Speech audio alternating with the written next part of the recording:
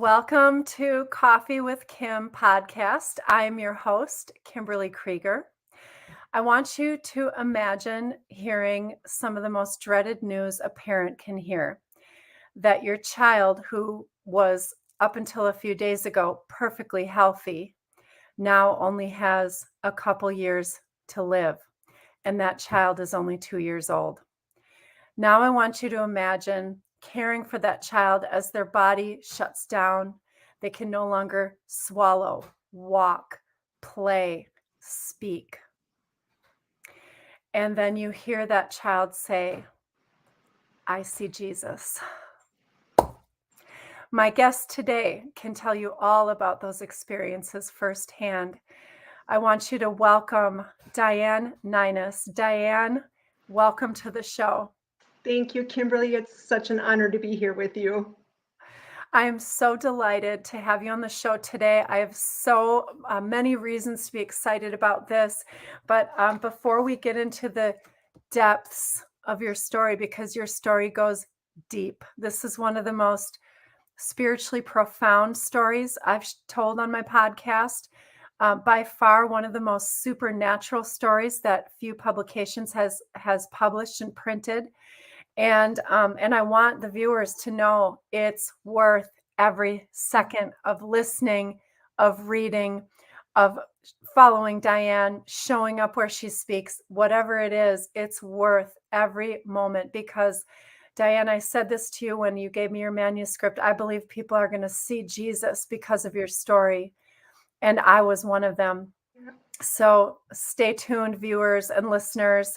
I want to introduce Diane the way that I introduce all of my guests. And it's a little non-traditional, but I think it helps us know people faster. And the question I ask them is, what are you best known for? If you were to ask your family, friends, your closest people, what would they say? And Diane said that she hears the most that she's known for her smile, her laugh, and her love for life. Why am I already crying? I know. I was already starting to cry when you were introducing the story. Because this woman has experienced so much grief and so much darkness, yet she's known for her smile, her laugh, and her love for life. That in and of itself, Diane, is such a testimony. I just can't wait to hear more. But she's also known for, no surprise here, her unshakable faith and her approachable presence. I think when you've been into the deepest, darkest pit and you found your way out with Jesus, boy, there's just nothing that seems that hard or that impossible anymore. Do you feel like that, Diane, that there's not much in life that can intimidate you anymore? I do feel very much centered in my peace because of the circumstances that I have faced. Yeah. And I often feel like I don't know what could shake me at this point. Well, that's a great segue, excuse me, into your story.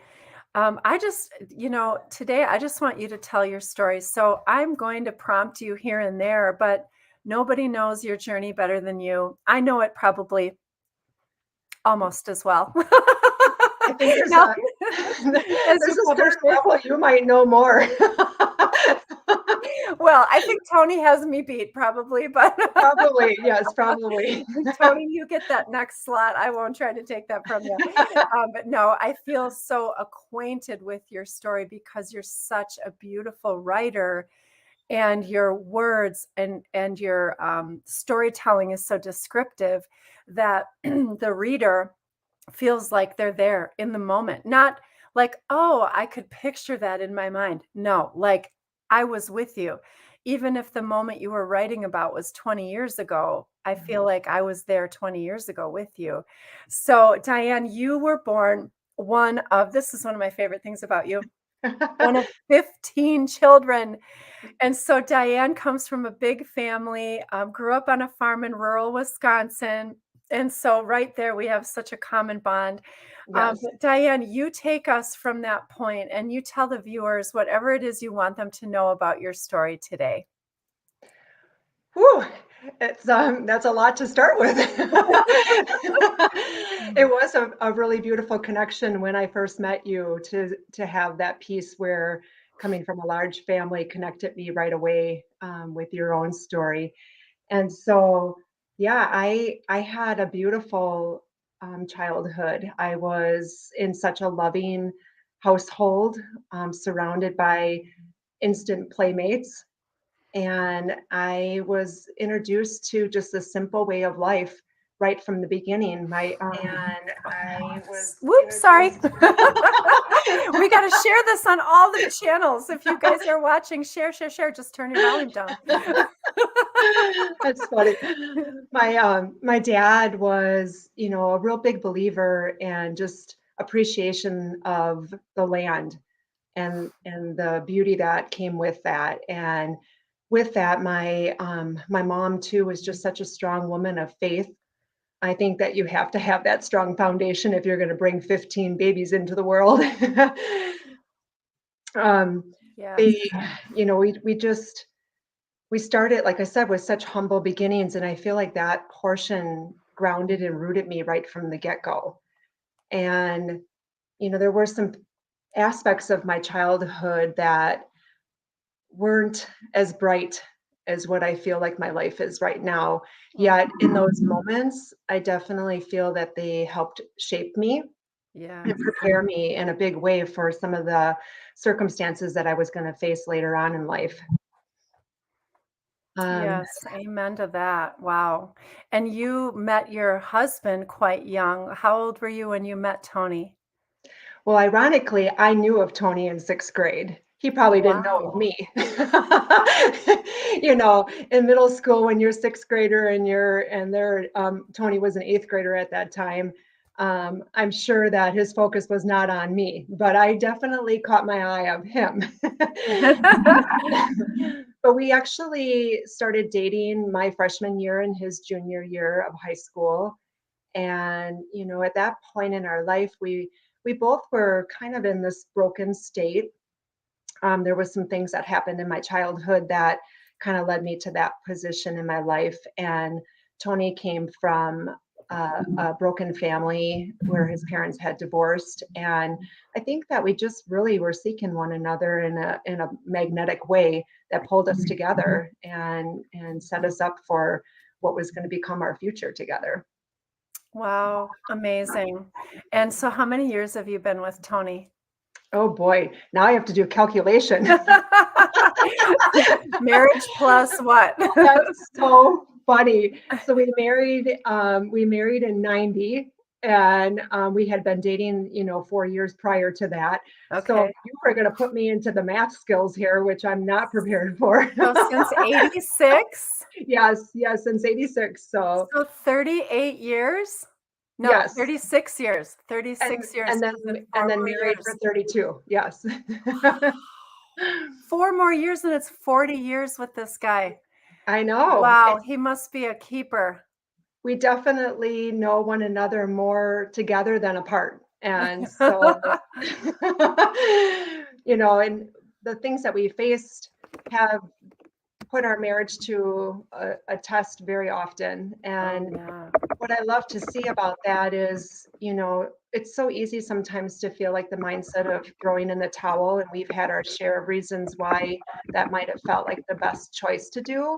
Yeah. However, we definitely were able to come out of these circumstances and always see the blessing that was behind the sorrow. And it's just that little bit of hope for people that in the moment of something so traumatic, there's a good chance that around the bend, you're going to see the rainbow waiting for you. Wow, and you have had to really be patient for that around the bend thing, Diane, in a Yes, lot of yes. areas of your life, and it just makes me think about how much people miss out on just because they don't wanna wait. I would definitely say that my time with Leo has taught me how to appreciate the stillness of life. I saw God work incredible works in not only him and Leo during that time of stillness, but the transformation of my own self during that time.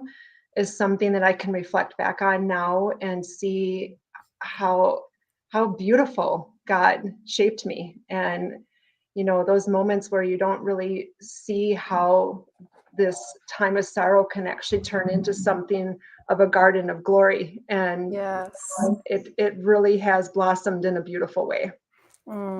Praise God. Well, so you and Tony, high school sweethearts, got married. You had two boys pretty quickly in your younger years, and then you took some time off, Hmm. and you had another two sons, so four Yes. boys. Yes. And your oldest, what's the span between Matthew and Oliver, the oldest and the youngest? So Matthew is 34 and Oliver is 19. Okay, so 15 years. So we had like a 10-year break in between. But that's what happens when you start maybe a little too young. I can relate, but I didn't take the break, Diane. I had 11 babies in 17 years.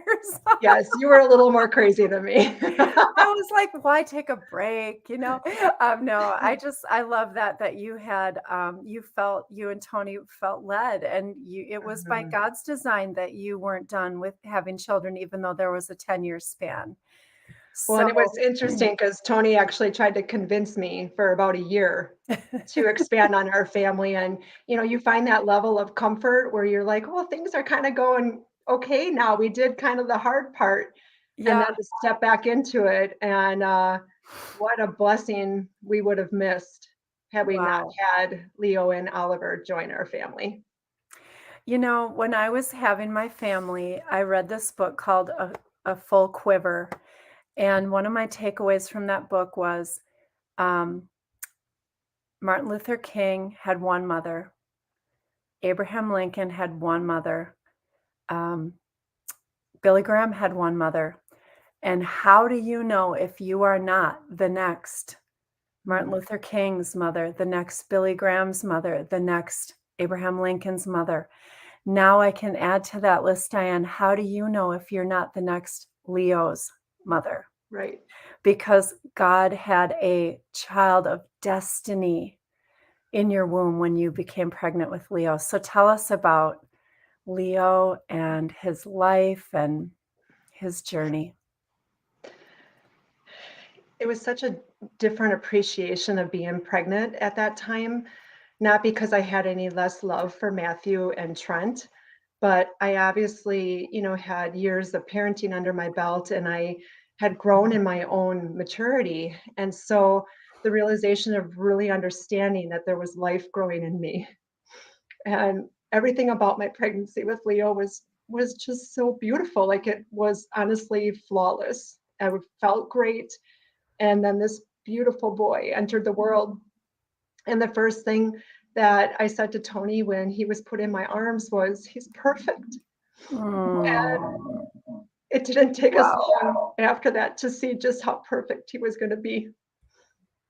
We, Leo he seemed like he had just such an urgency to get life done. He was accomplishing all of his milestones so quickly and putting like Matthew and Trent to shame. Like he was he was hitting every, the crawl, the walk, the talk, and just so quickly. And then life came to a halt.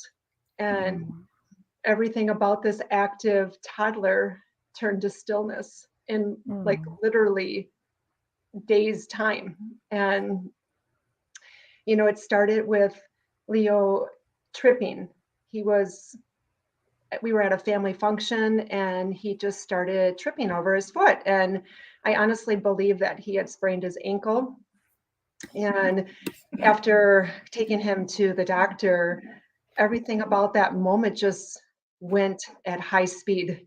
It mm. wasn't a sprained ankle. And we were sent on this whirlwind of tests that just led us down a path that we could not have foreseen. And, you know, after a week's stay in the hospital, we went from this active toddler to a little boy truly locked within his own body. Yeah. Wow. And so one day you have a healthy 2-year-old, the next day, they told you he had how long? What did they give him for years to live?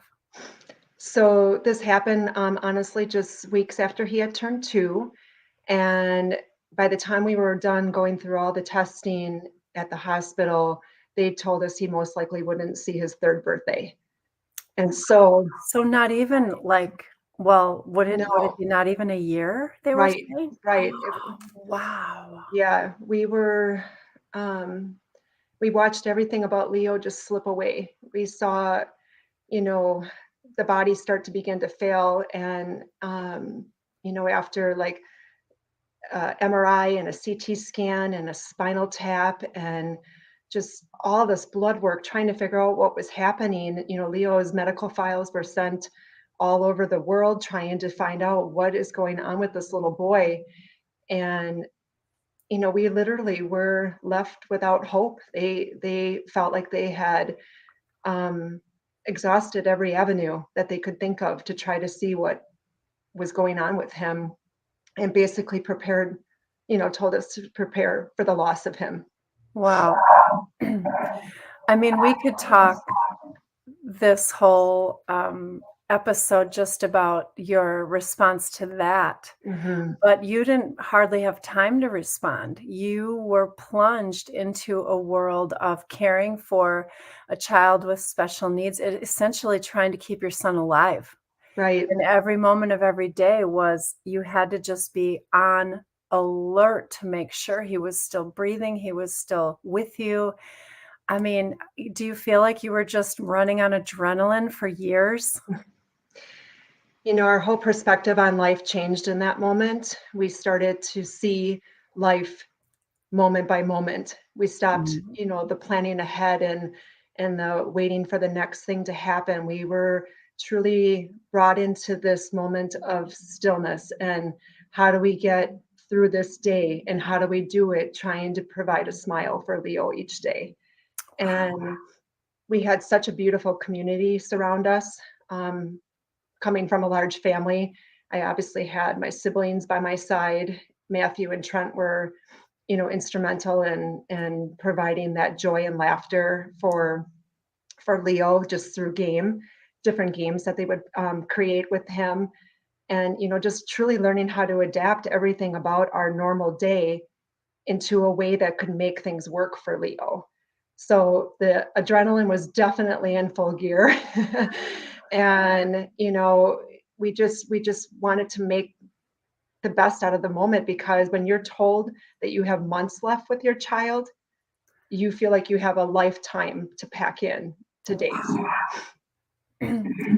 So, Diane, what instead of him passing away at 3, they said he maybe might see his 3rd birthday.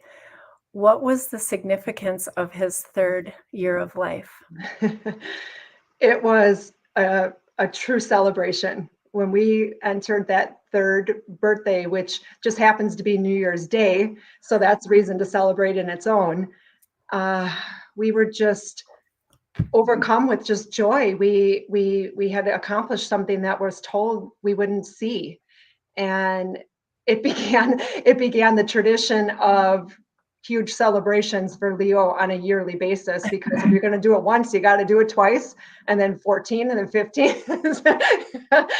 And so it was just so much reason. And it wasn't just about Leo in that day, though. Also, it was a true celebration of our family and what our family had overcome. Oh, I can't hear you, Kimberly. Shit. Um, I can't hear you. Let's see.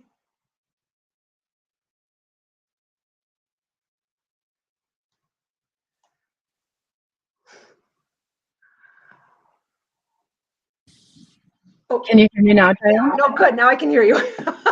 I could see your lips moving, but I'm like, I'm good, but I'm not that good. I can't figure out what you're asking me. I was just getting some feedback, so I was trying to set some things up a little bit so that there wasn't echoing. So hopefully the viewers aren't hearing any of that. Maybe it was just me, but um, so so Leo, I just crack up when I think of like these big birthday parties because truly every year was talk about every year being a milestone. Every year was a gift because you weren't supposed to get Right, those years. right. So how many birthdays did you celebrate with Leo here on this earth? So we were able to celebrate 16 birthdays with him, which that alone is such a miracle. Yes.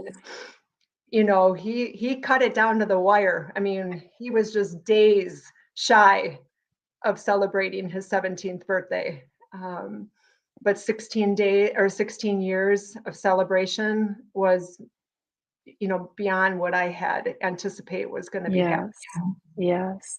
So what else happened with Leo at 3 years old that was not it was kind of what they said would happen, but not really. Um, You know what I'm getting at? no. That moment where he pointed and said, "Mom." Okay, I thought that's what you were saying, but I'm like, okay, did I miss something? Because they told you that would happen, but, like, very literally, right? Yes, yes. So when the doctors had told us that he most likely wouldn't see his third birthday, um, you know, I you're anticipating that your child's leaving you. And in a way, he left me.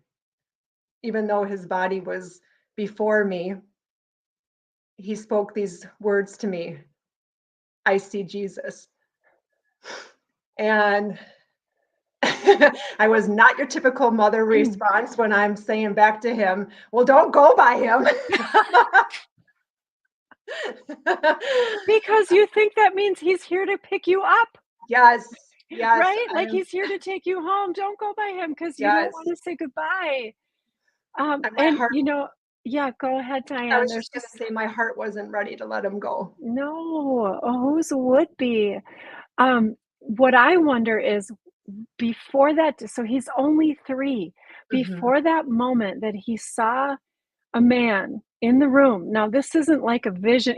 Jesus was in the room. mhm. What was his introduction to Jesus? Had you taken him to church? I know that you were raised Catholic.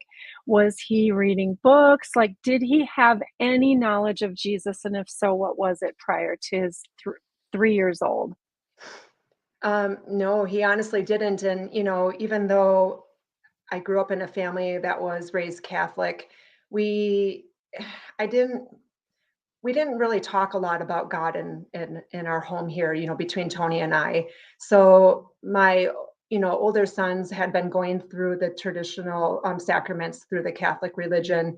Yet, even with that being said, neither of them were, specifically talking to Leo about God either. So this truly was a presence that Leo was seeing without any outside influence.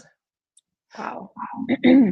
So, I know that from your book, when you told Tony, and he's like, "What did you say?" And you were like, "I told him not to go by him."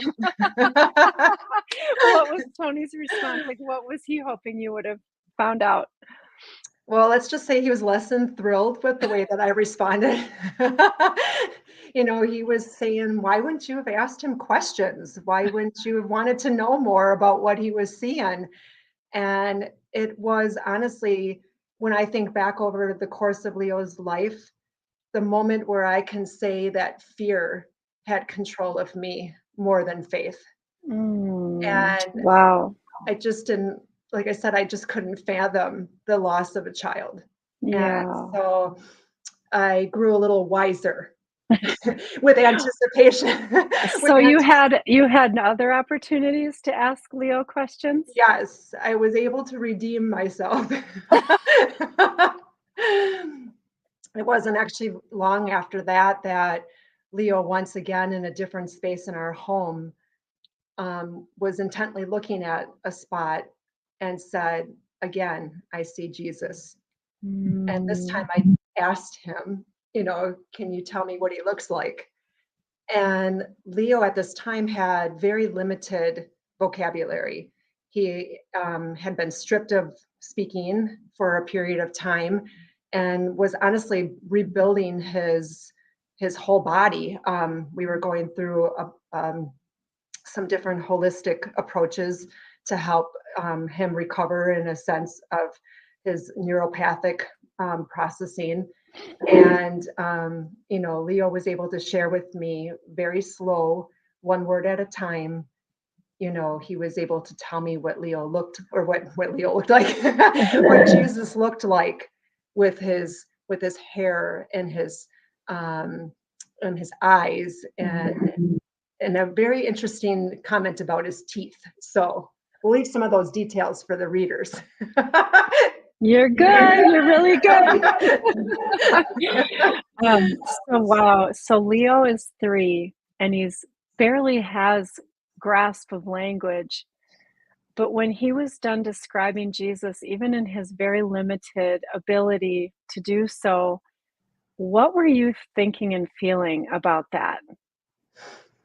Initially I wasn't quite sure what to make of it. I didn't know.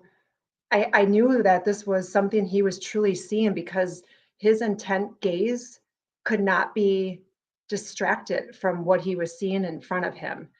And, after it happened the first time, and that was, like I said, that fear part was kind of in control, having it spoken the second time, it was hard to not believe what he was speaking, especially, like I said, since he didn't have any outside influence. So, and then it didn't stop there. It just continued to progress. And we had stretches and periods of time where nothing about Jesus was spoken, but then it became such a daily part of Leo's life, which obviously became a daily part of mine then too. So. Wow. So how old do you think Leo was when that transition happened, when it began to be more of a daily conversation and you could see that I'll just say this thing he had going with Jesus became probably the most important relationship in his life? Mm-hmm.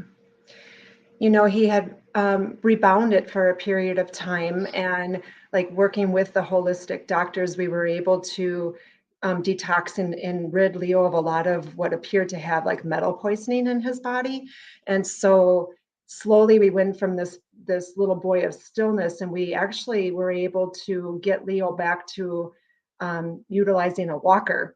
And during that period of time, he had kind of regained some freedom and ability to move. And our life within our family started to really take a turn.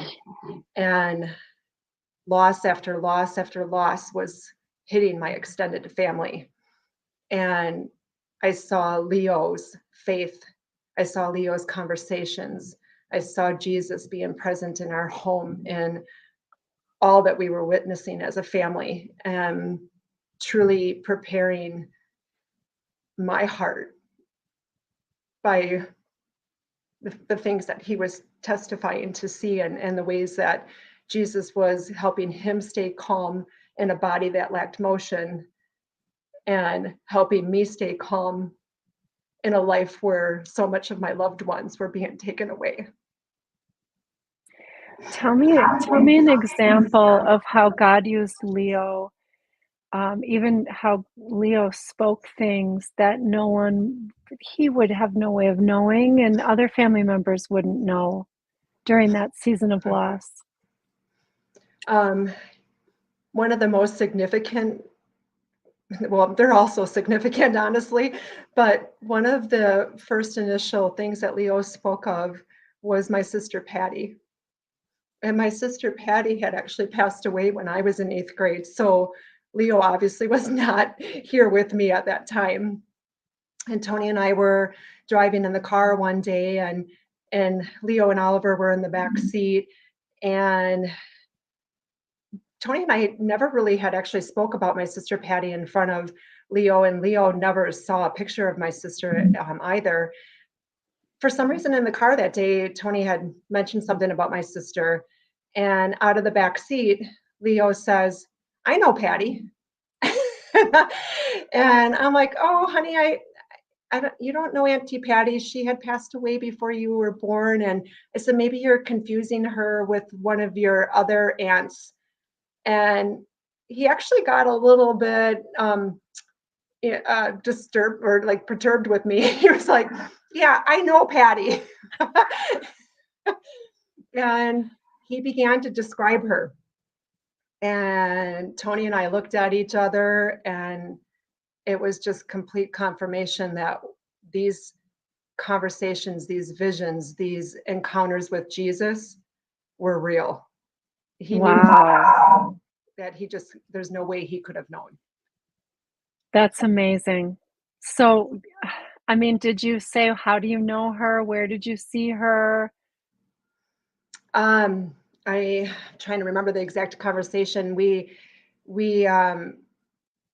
he definitely made it clear that he had seen her, because when he started to describe her, it was spot on, from the color of her hair to the color of her eyes.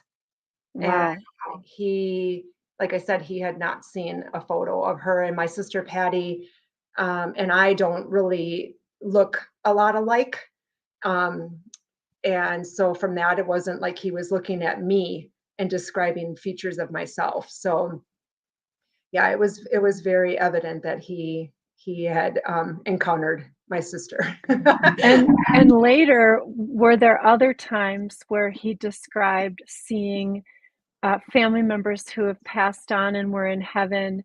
Where really that conversation about Patty was just the first of several more, right? Yeah, yeah.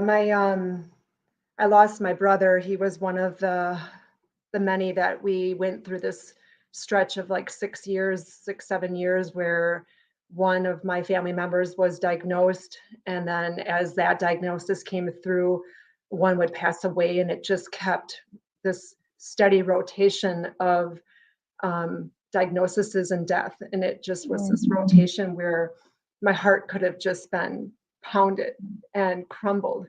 Yet Leo had done so much work in me through the grace of God, preparing me for what was to come. And so when my brother Glenn passed away,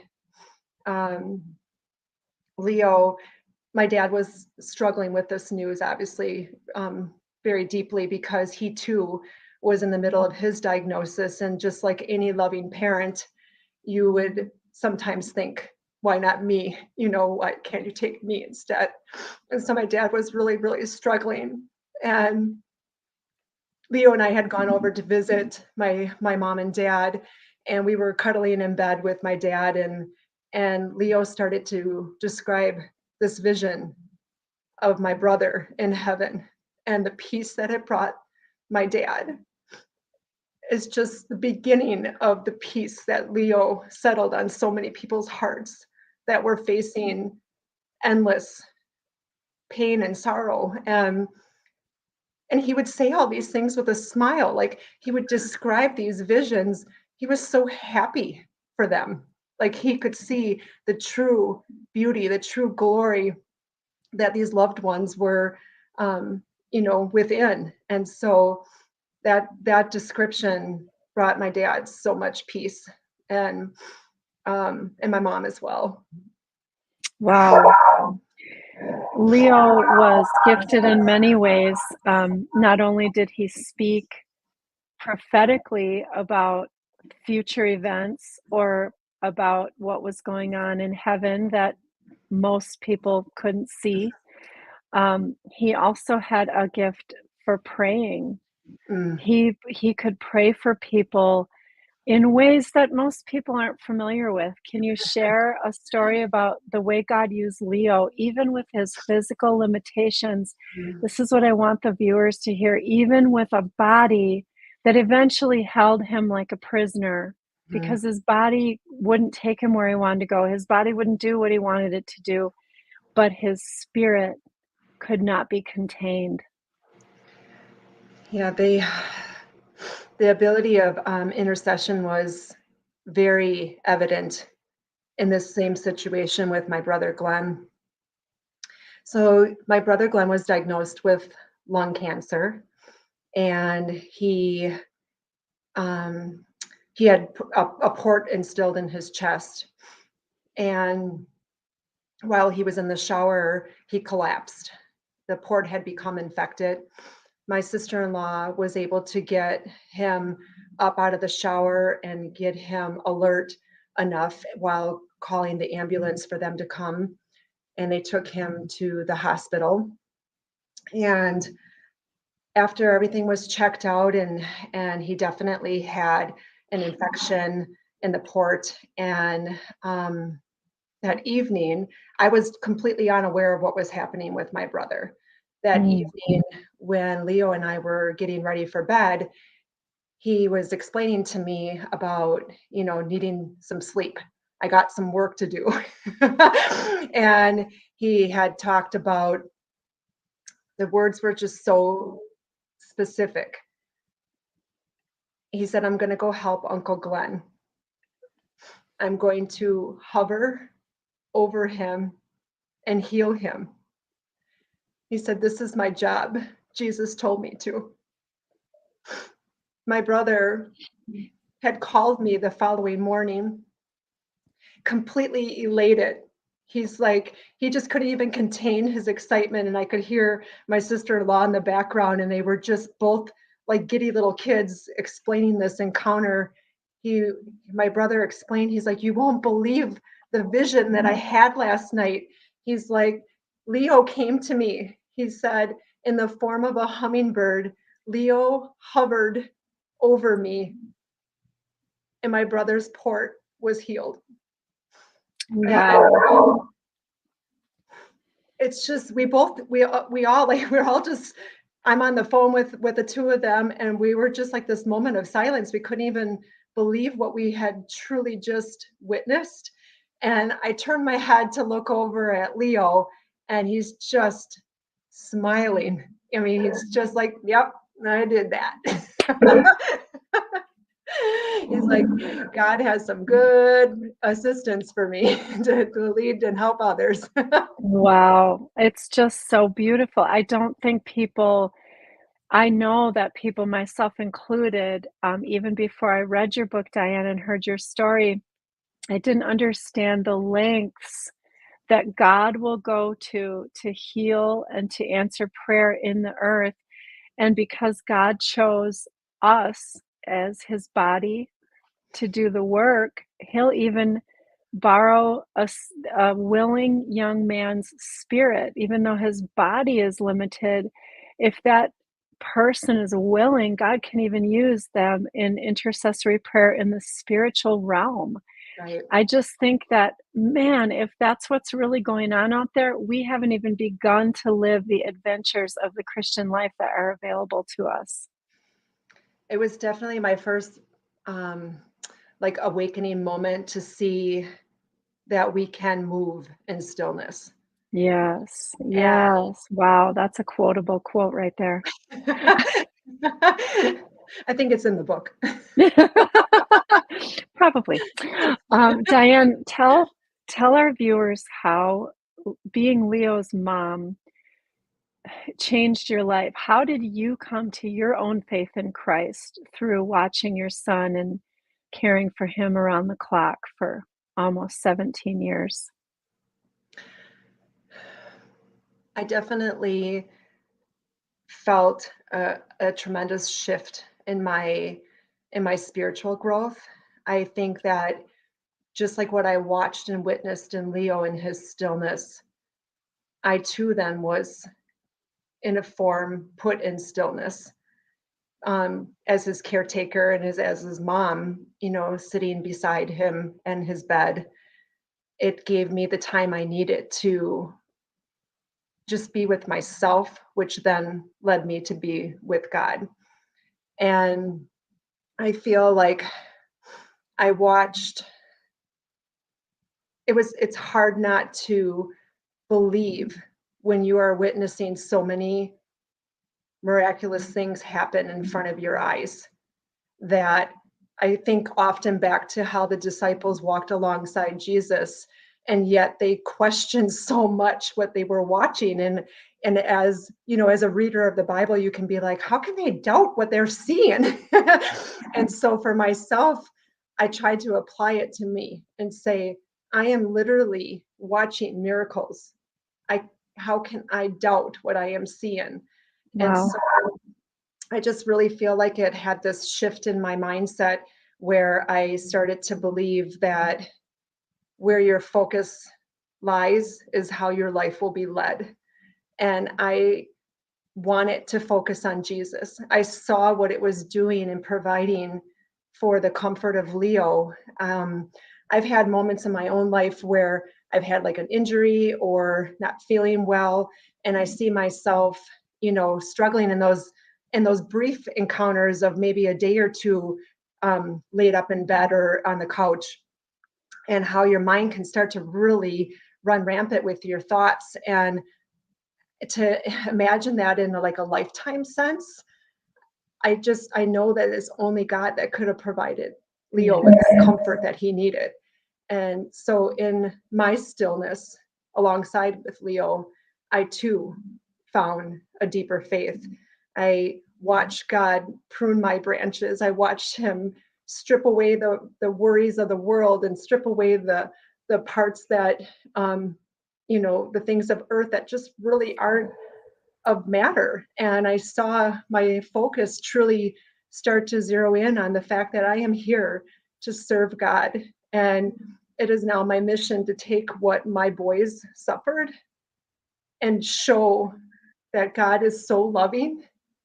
He never left either of them. And he definitely didn't leave me. And so that I know is my mission now, to hopefully bring to others the joy that can be actually found in our sorrow. Amen. Diane, I want you to touch briefly on something you just said. It wasn't just a son, Yeah. one son that you lost, or one son that suffered physically and went home to be with Jesus sooner than you'd ever want him to, but it was two sons. Tell us for a moment about Trent, and then I want to talk for a second about suffering, and we're going to point people to your book at the end of the show. So, yeah. I had all these years that I could see God preparing me for the loss of a child. I just never expected that it was going to be actually preparing me for the loss of two. And so Trent, at age 26, again, we went into the same circumstances thinking that one thing was happening in their health, and then completely blindsided. And we thought Trent had a concussion from a recent accident that he had endured, which actually led to us discovering that a concussion would have been a blessing, and that in fact Trent was diagnosed with glioblastoma multiforme, which is also referred to as GBM, terminal brain cancer. And if it hadn't been for the years of what I witnessed through Jesus working through Leo and working through my heart, I know it would have been a moment that would have broke me. And all I can do is say that it actually strengthened me. And Trent had the muscle strength, and I feel like I had the spiritual strength. And between this trio that we had going at home, between Leo and Trent and myself, we were able to form this unbreakable faith.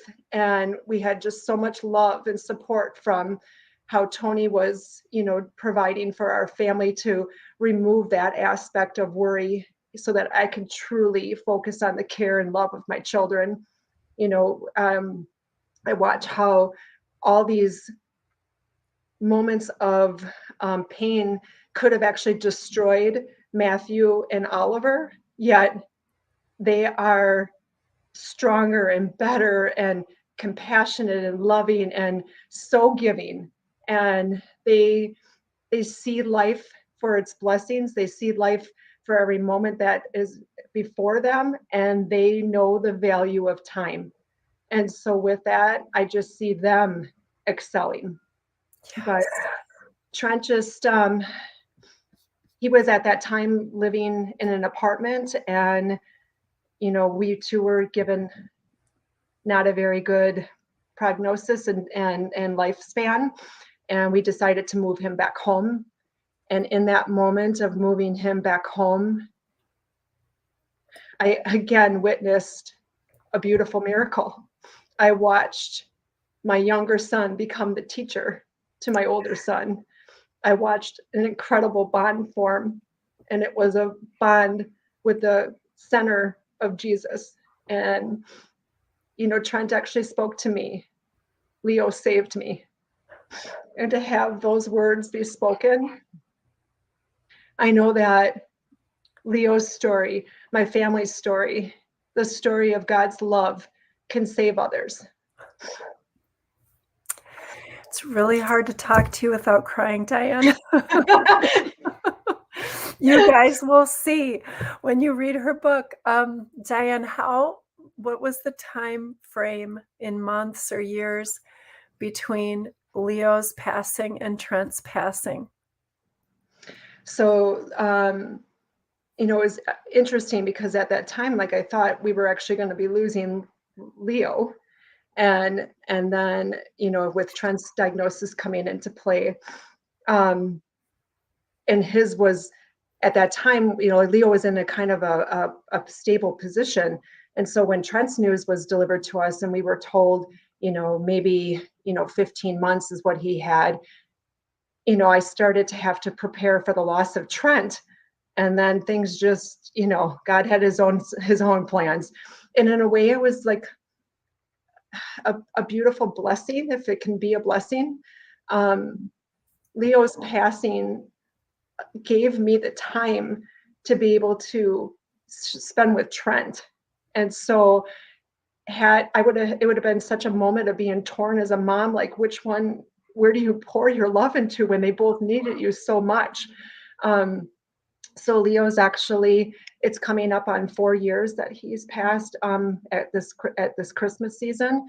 And Trent passed away a year and a half ago. So he was diagnosed at 26, and he actually fought a really good fight, and he was able to celebrate his 30th birthday. Wow. and accomplish a lot of things. He put his mom through the bucket list. Trent's bucket list became my bucket list. Wow, that's just so beautiful. Diane, the one of the least popular messages in our world today, and even in the church, even for Christians, is that suffering produces good fruit, that pain does a good work in our lives. People don't want to hear that. They don't want to sign up for it. Right. When they serve God and they're like, wait a minute, what? I have to suffer, or there's going to be some loss involved. No, thank you.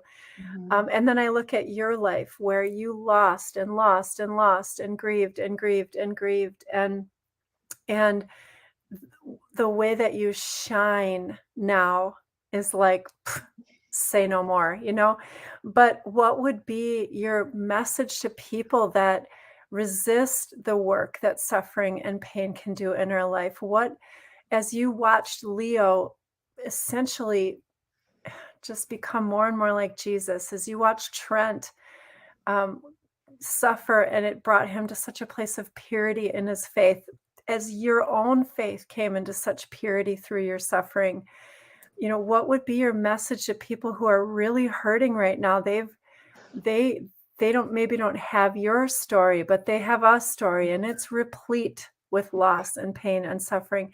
What would you tell them? What is the reason for them to stick it out and stick with Jesus?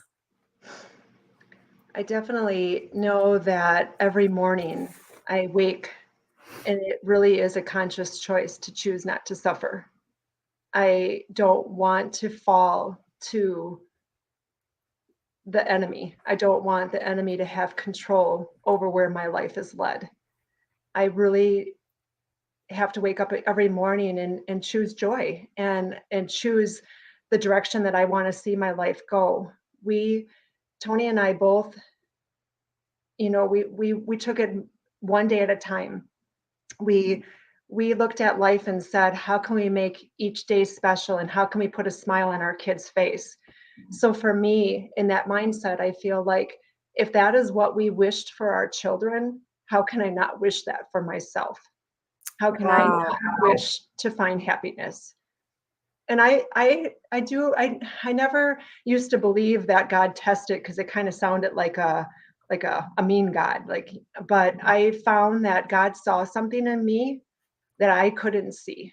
And I felt like it was through my trials and my testing that I actually grew stronger and stronger.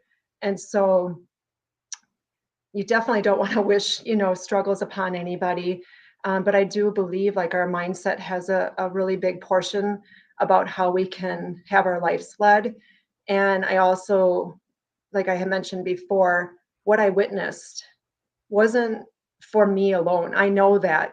I know God put these trials in my life because he saw something in me that I didn't yet, but I'm starting to see it pretty clear now that these messages and these moments were meant to share, and God knew I was going to find a way to share them.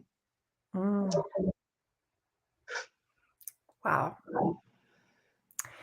Diane, your story is beautiful. You are beautiful. Your book is stunning, because if you're not stunned by the beauty, you're stunned by the bravery. And if that doesn't stun you, then the supernatural surely will. All of it together could only be authored by God the Creator, who, as I've said many times, and I will continue to say, but your life is living proof, he writes the best stories. Mm-hmm. And what I love the most, Diane, is how you've allowed him to write your story. You took your hands off of the situation with Leo and Trent, and you let God be God. You let God write each of their stories, which in a sense was how he was writing yours. Mm-hmm. And one of our Facebook viewers just said, as Nilda, she said, what a rock. And man, if that's not the truth, you have been a rock of strength for your family. Now your story will become a rock that others can build their life upon, because the entire foundation of this story is, I see Jesus. Mm-hmm. And if we have eyes to see, we can see him in people, nature, circumstances, even in death and pain. We can see Jesus, can't we, Diane? We definitely can. And every aspect that you just touched on has continued to be present in my life. I see Jesus in the people that surround me. I see them in the support that has poured around me. I cannot be more grateful for the family, friends, and an outpour that has not only supported the children's book dictating Leo's adventurous life, but I see it already in the eagerness for so many people wanting to get this book of I See Jesus into their hands.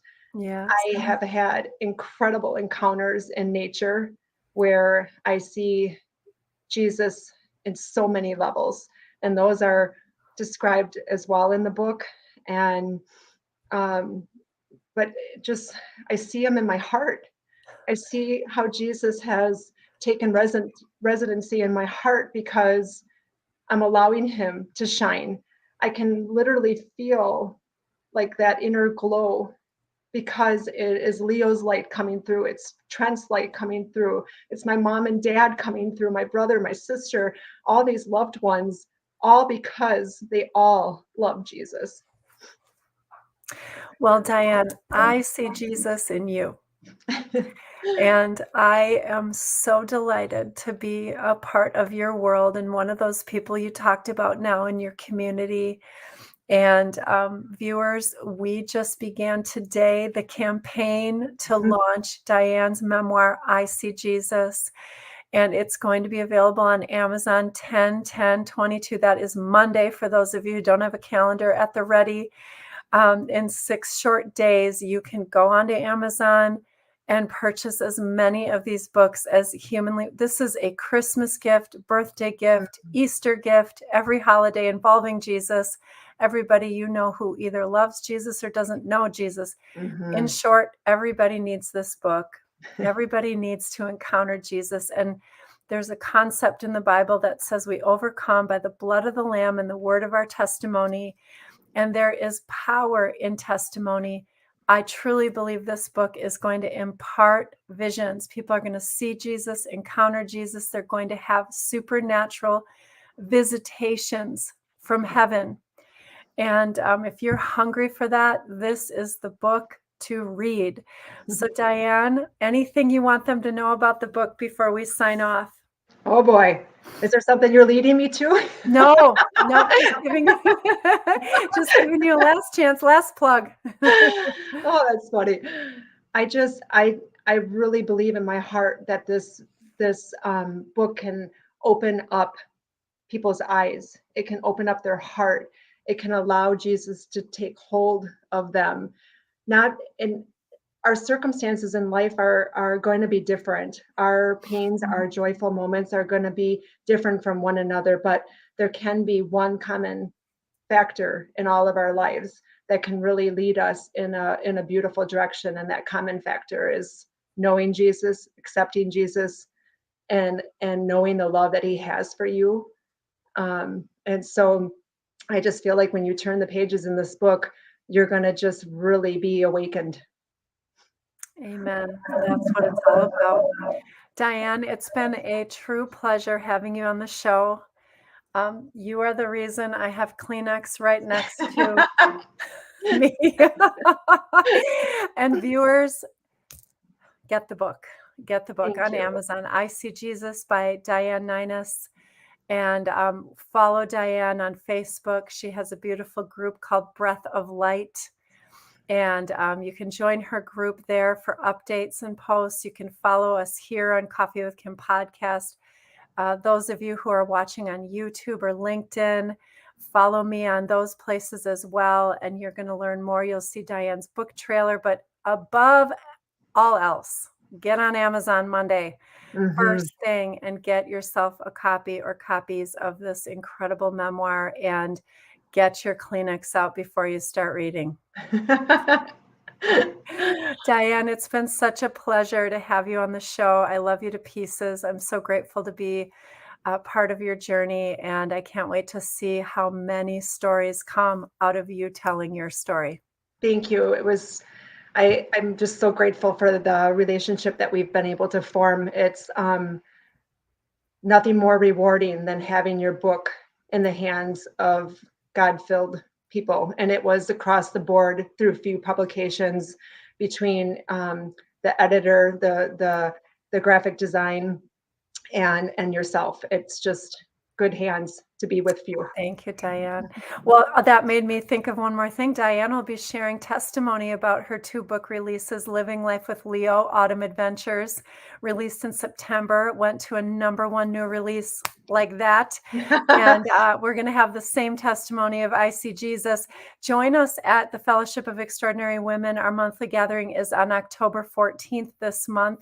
That's a Friday morning. Diane will be sharing her few X talk about her book publishing experience, but more than that, about what God is doing in her life, because she said yes to telling her story. So Diane, congratulations on all your success. We'll have you on the show again, I'm sure of it. Viewers, remember to be extraordinary and tell your story. Bye, everyone. Bye. Thanks. You're welcome.